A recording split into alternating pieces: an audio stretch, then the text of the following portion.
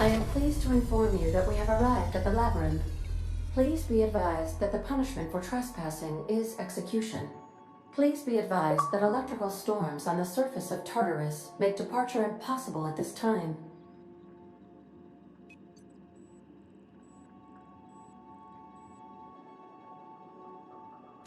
Resident count is as follows: 3,071.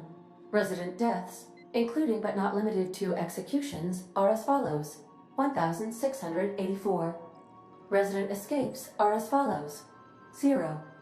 The interior can be chilly. Take a scarf with you, Captain. I would also ask that you leave your captain's ID with me, in the event that you do not return.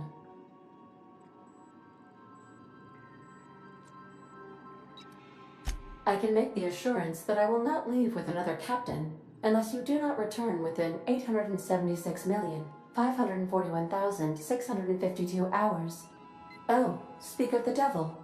Captain, I am receiving a transmission from the prison's docking authority now. Attention, unauthorized spacecraft. This is a maximum security installation. Your presence here is an explicit violation of UDL corporate policy. You are hereby confined to your docking platform until a ticket detailing your crimes has been filed and notarized, at which point your vessel will be seized and you will be executed.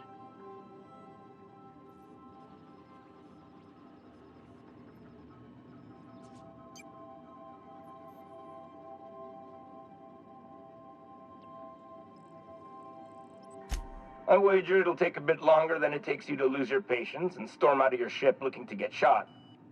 To be honest, that'd make my job a lot easier. You come out, we shoot you full of holes, and then everyone goes about their day worry-free. Except you. You'll be dead.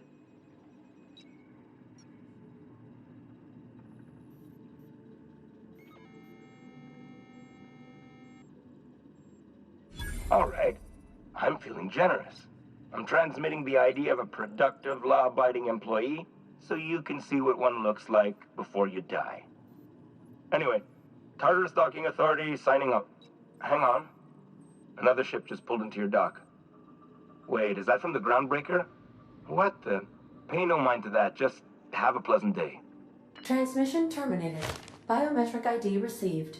Transferring data to external cartridge. How can I be of assistance?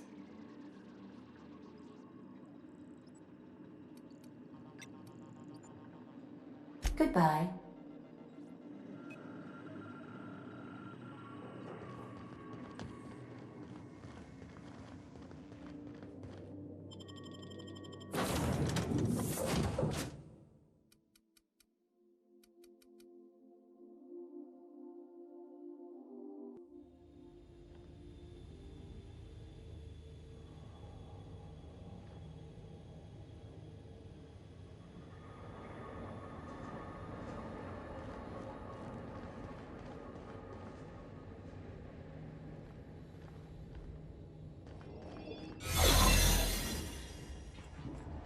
Captain did right by us once. Now it's our turn.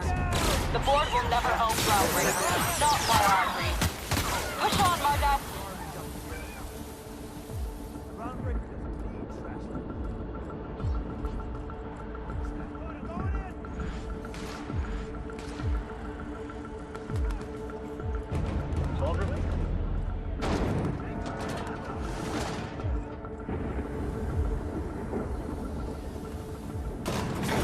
Doesn't have for bars when it's got a storm like that guarding the gates. Getting in's one thing. Let's just hope we're able to get out again.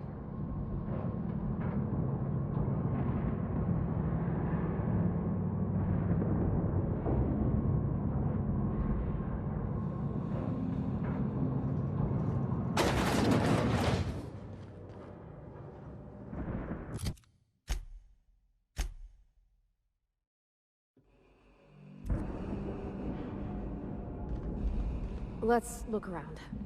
There's gotta be a few ways through here.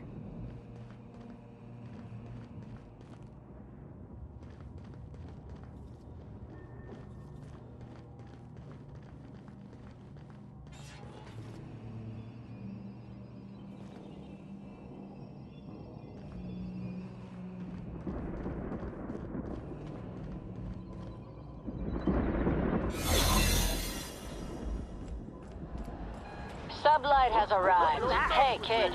A little bird told me you could use our help. I said I owed you one, and I always pay my debts. We're not about to leave our favorite vice president hung out to dry. Go talk to some heads, and tell him Lilia sent you.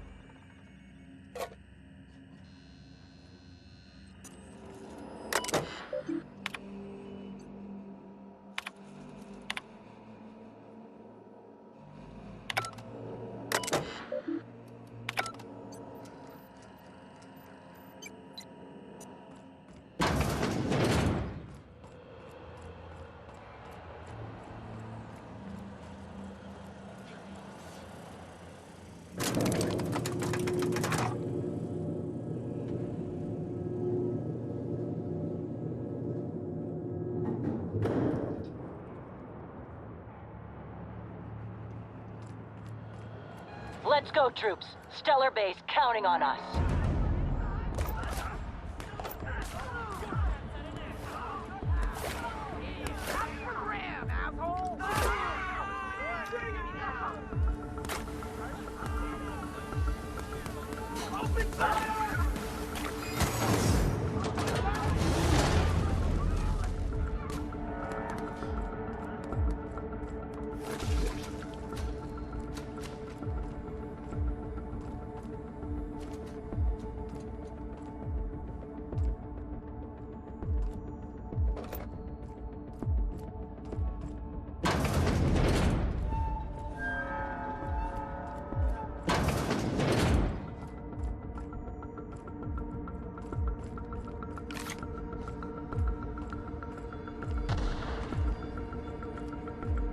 I can take a hint.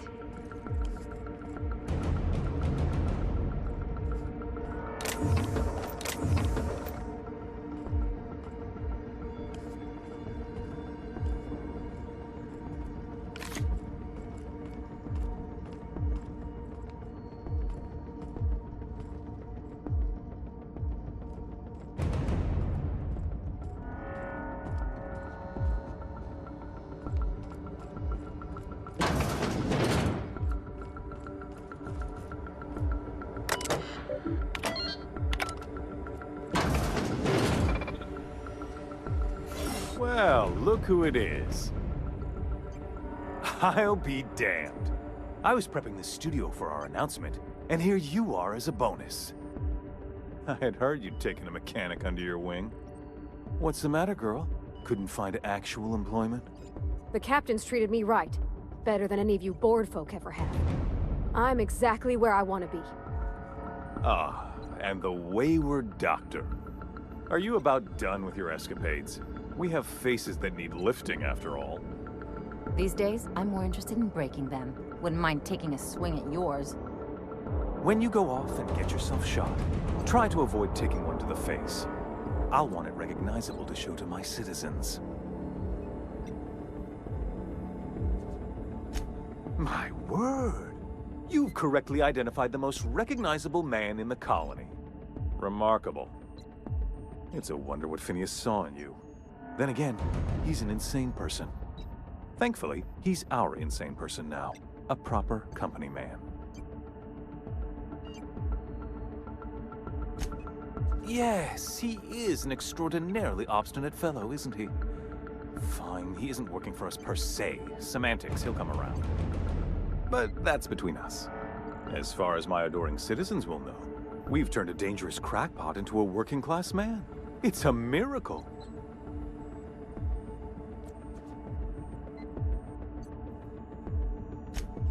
Oh yes, go on, wake them up, add more mouths to feed. That'll solve our starvation problems. I don't know what half-baked plans that simpleton in a lab coat has been leading you through, but it's done. It's over. Let me ask you something, Captain. Have you at any point thought about not fucking up our entire society? We're helping, which is more than you can say. I'm making actual progress towards stabilization and recovery. You're just getting in the way.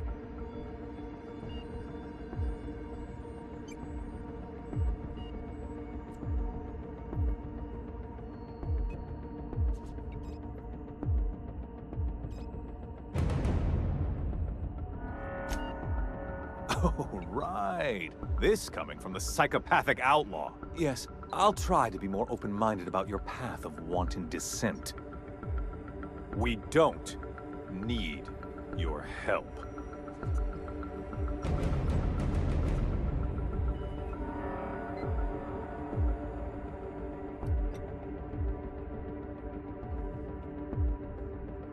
I'll admit, there's no shortage of talent in the scientists and engineers there. Look, I'm not an unreasonable man. If you manage to storm the castle, as it were, and make it out of here with Phineas alive, I can't exactly afford more havoc than you've already caused. Fine.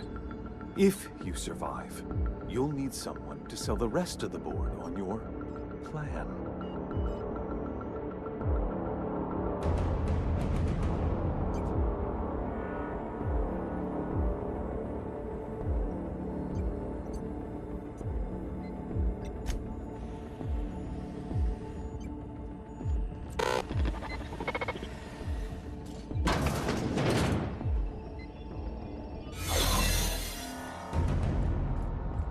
Pathetic!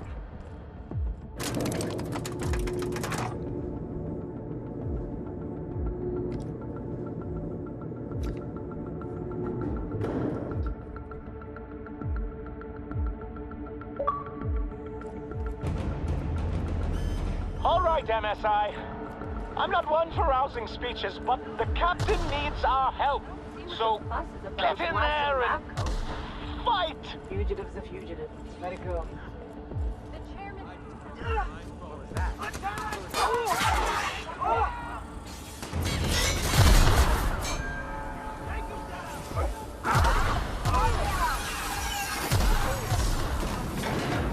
Really doing this, huh? Hope you're right about this, Captain.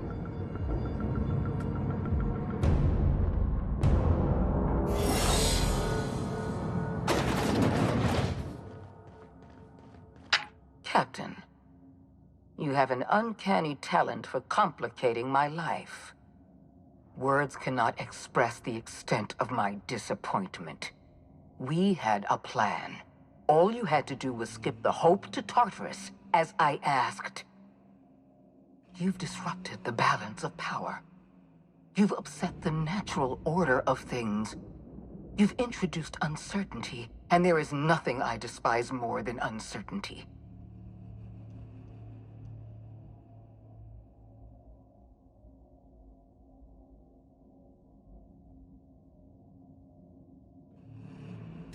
I'm afraid I can't do that. I'm aware of your diplomatic talents, Captain. You have a gift for manipulation, but I warn you, I'm no easy mark. For all your talents, you are the enemy of Halcyon, and therefore you are my enemy.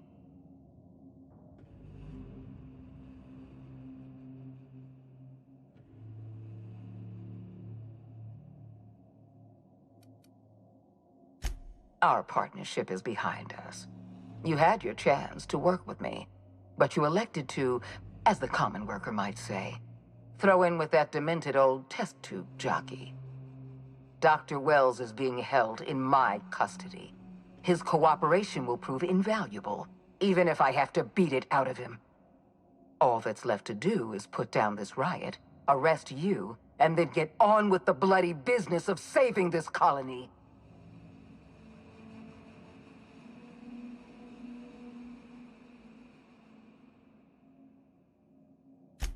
Fair enough. I'm giving you exactly one chance to parley with me.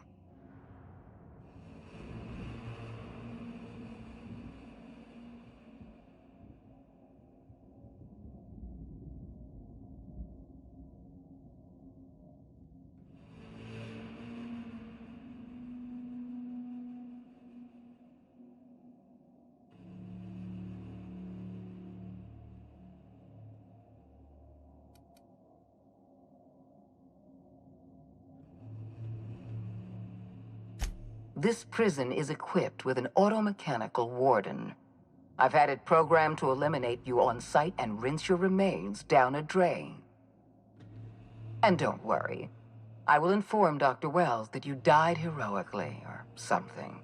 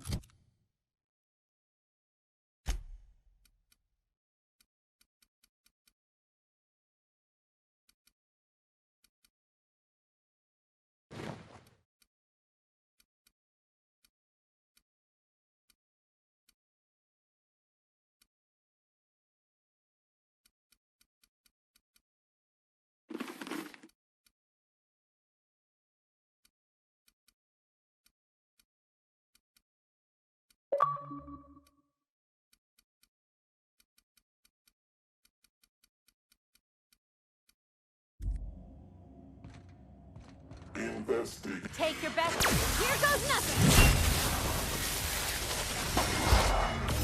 Get on.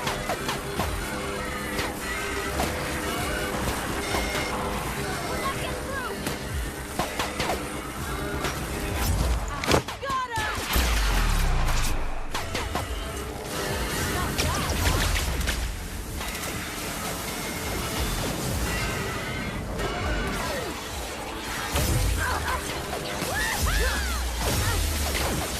I see you there.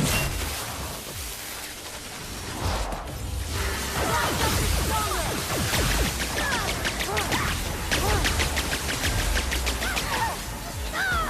We've lost, Barbot.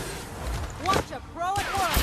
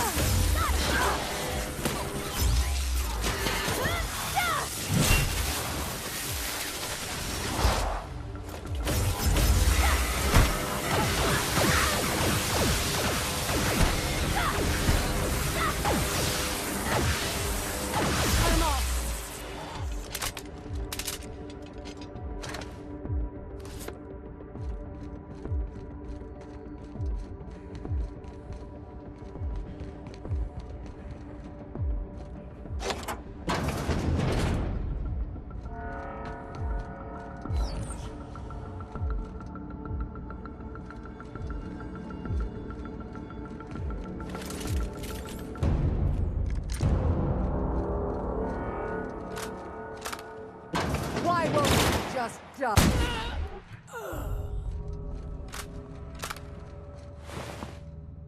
Get me out of here!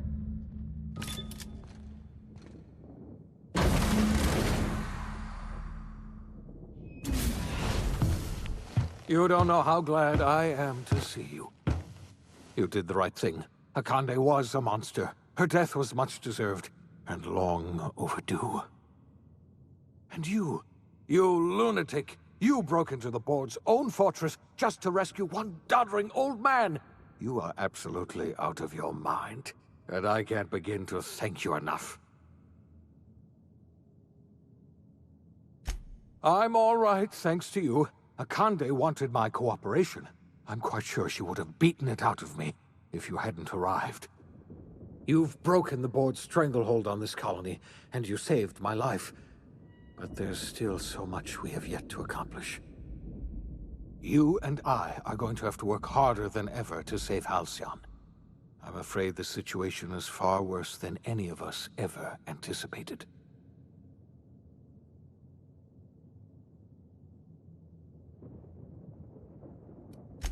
I would like nothing more than to celebrate this victory, but we have a serious problem on our hands. Earth has gone dark. We haven't received a single message in 3 years. There's been no communication, no signals, nothing. 2 years ago, the Earth's Directorate's frigate disappeared on their way back to Earth. We don't know what they discovered when they arrived, or if they arrived at all. They haven't exactly been hands-on around here anyway. So there's one less rubber stamp to worry about. Earth is humanity's home planet, Miss Fenhill.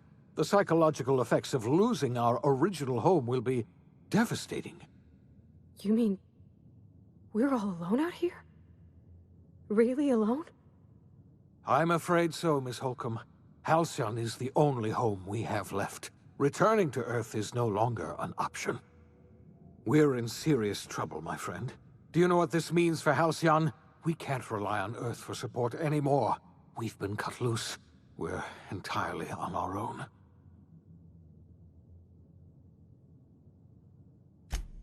Yes, we do. You've done a marvelous thing. You've succeeded where anyone else would have failed, including me. We must begin the revival process immediately, starting with the Hope's brightest minds, and then we're going to fix this damn colony, one problem at a time. We're going to need a leader, and I can't imagine a better person for the job than you. What do you say, old friend? Will you help us?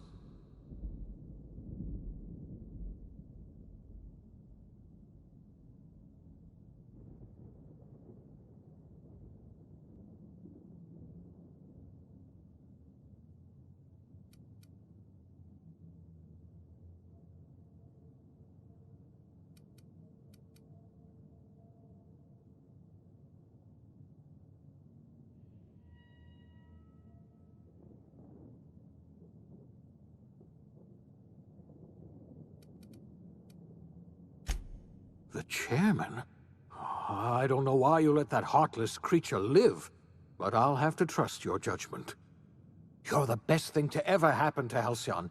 If you want to take it upon yourself to lead this colony, you have my support. We're not a colony any longer, are we? Our last connection to Earth has been severed, and so we have been set free. Our future is uncertain, and no one knows what tomorrow holds. Exciting, isn't it?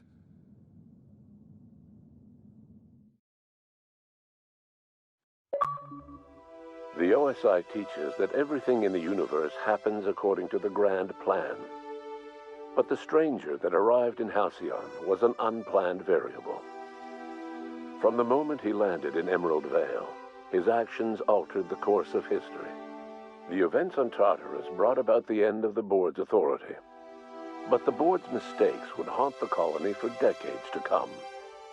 The damage they left behind would require the work of a generation to repair.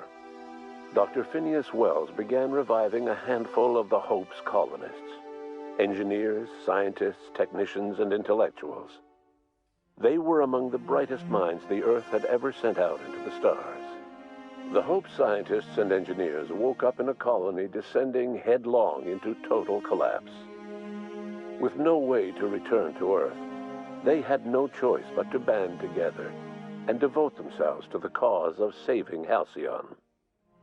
The people of Halcyon were nothing if not hardy.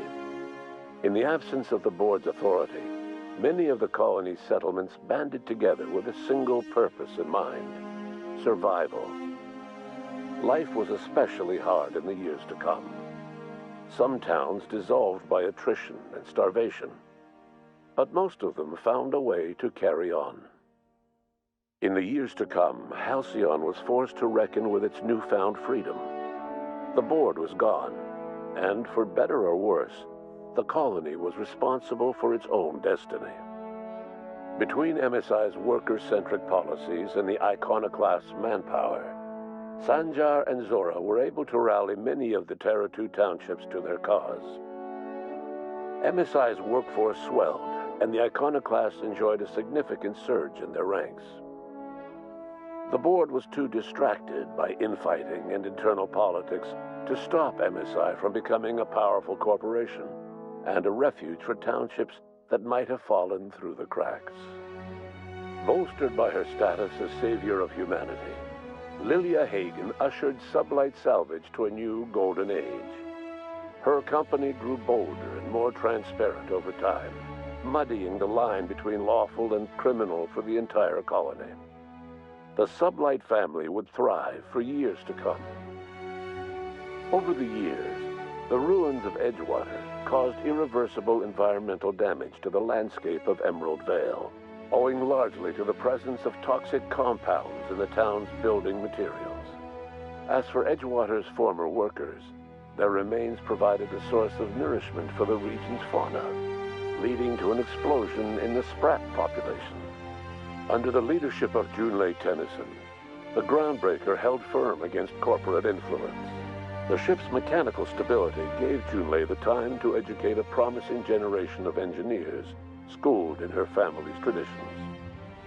The future of the Groundbreaker looks promising. The rediscovery of the Hope and the abandonment of the lifetime employment program forced Byzantium to come to terms with some uncomfortable realities about the state of Halcyon. While Byzantines were reluctant to surrender the luxuries they'd grown accustomed to, the board's diminished authority gave them little choice in the matter. Nearly everyone had to learn to make do with less. Some even had to get jobs. It was a dark time indeed. Even the Gorgon asteroid, though a distant enigma to most of Halcyon, felt the aftershocks of your actions. Olivia and Minnie Ambrose worked together to cure the marauders Adrena Time had created. Through their partnership as scientist and administrator, they discovered the harmony that had eluded them as mother and daughter. And through years of patience and effort, they discovered a means to wean Halcyon from the scourge of Adrena Time. Their work eventually allowed Welles and his scientists to treat many of Halcyon's marauders. As their addiction waned, the colonists who had lived for so long under the thrall of Adrena Time returned to their communities and loved ones, and joined in the effort to save Halcyon. In spite of everything, the Gorgon asteroid remained a sobering reminder of the potential for progress and disaster in humanity's most ambitious efforts. The Rizzo's company in Halcyon dissolved after the collapse of the board. Needless to say, the launch of Spectrum Brown was indefinitely delayed.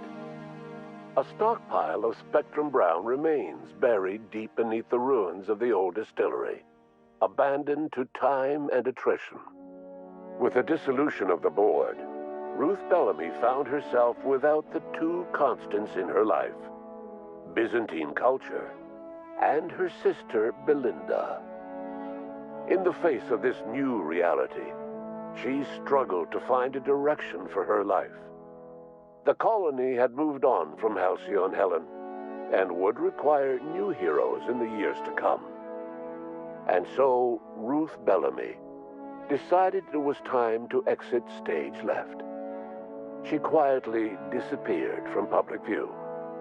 The dissolution of the board did not mean the dissolution of the ambitions of Cedric Kincannon, the charismatic leader of Sublight Underground. Cedric offered Slug's transportation services to the newly thawed colonists and set to work ferrying resources and food wherever they were most needed. For better or worse, Slug headgear became fashionable in the following years. As the board began to disintegrate, Spencer Woolrich found himself at a crossroads. Cling to what little stardom remained to him, or help usher Halcyon into its new future. To the surprise of many, Perhaps himself most of all, Spencer chose the latter option. Having learned a variety of different skills in the many different roles played throughout his lengthy career, Spencer founded a radio serial dedicated to staying alive despite the odds. His subjects included how to survive violent encounters with only grazing wounds, dispense pithy one-liners for tense scenarios, and, of course, how to look good doing both. After a brief attempt at dating Helen as one person rather than two, which both Bertie and Helen found too strange, Bertie struck out on his own to try his hand at raising woolly cows. Many of his former Rangers teammates soon followed, accompanied by the woolly cow the team had originally plied with alcohol. The dairy farm thrived under Bertie's leadership and care.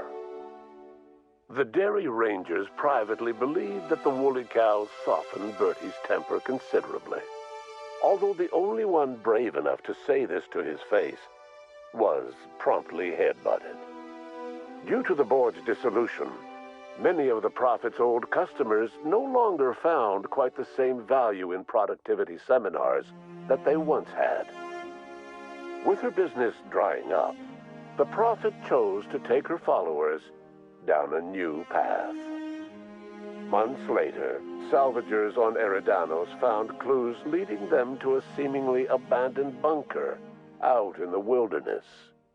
Inside, they discovered horribly mangled corpses, sacrificed to a blood-scrawled portrait of a sprat-headed deity. The Prophet was not among the bodies. Your influence shifted Ellie's perspective.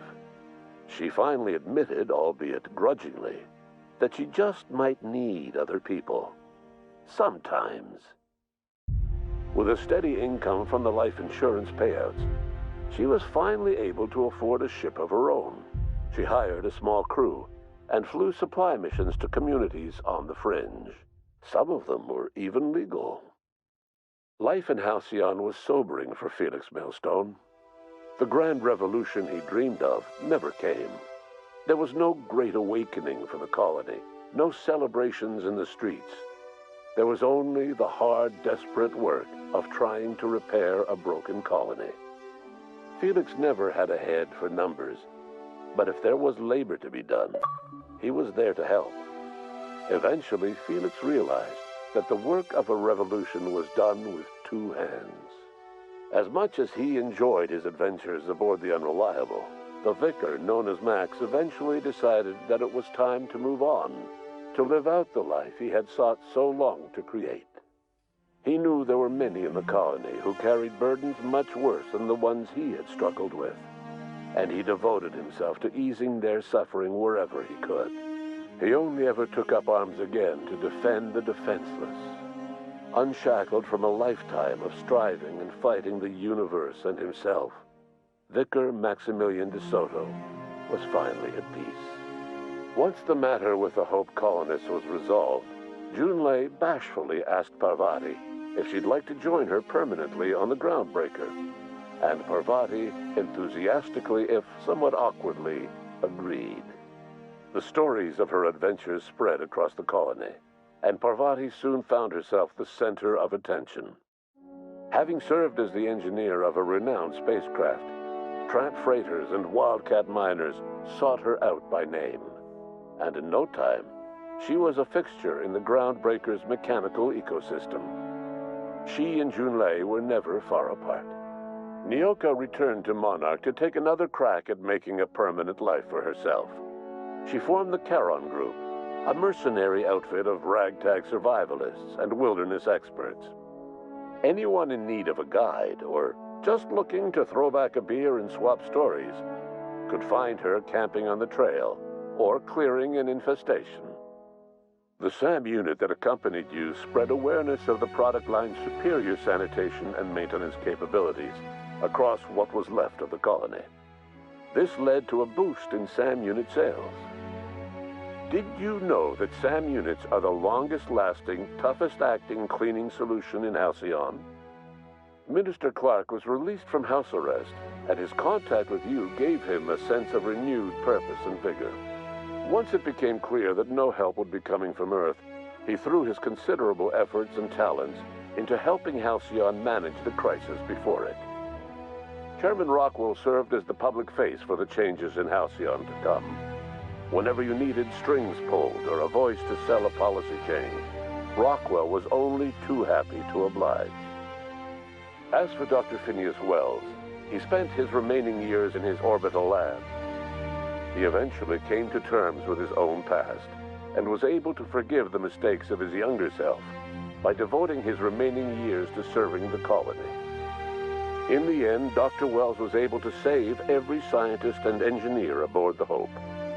Over the next decade, nearly all of the Hope's remaining colonists were successfully revived. Halcyon saw a period of rapid technological and scientific advancement. Breakthroughs in dietary supplements saved the colony from starvation. Geoengineering projects and social reforms began to change the structure and character of the colony. Dr. Welles laid the groundwork for the project to save the colony, but he would never live to see the fruits of his labor. He passed away a few years later. His work was carried on by the scientists and engineers he revived. Today, Halcyon has stabilized. The people of the colony work hard to adapt to their new circumstances. Nearby colonies send aid and supplies. Life will never be easy in Halcyon, but for the first time in its history, there exists a sense of real, genuine hope about the future. And what about you? The unplanned variable in the history of Halcyon. You brought an end to the chaos on Tartarus and made Chairman Rockwell your own puppet, a role he was all too eager to play. The colony never realized you were the true power behind the new administration. By acting vicariously through agents and third parties, you controlled Halcyon from the shadows. As a result, Halcyon survived the turbulent years that were to follow. No one knows what's happened to Earth, and no one knows what the future has in store for Halcyon. All we know for certain is this: the name of the Unreliable and that of its intrepid captain will remain the subject of countless stories for years to come.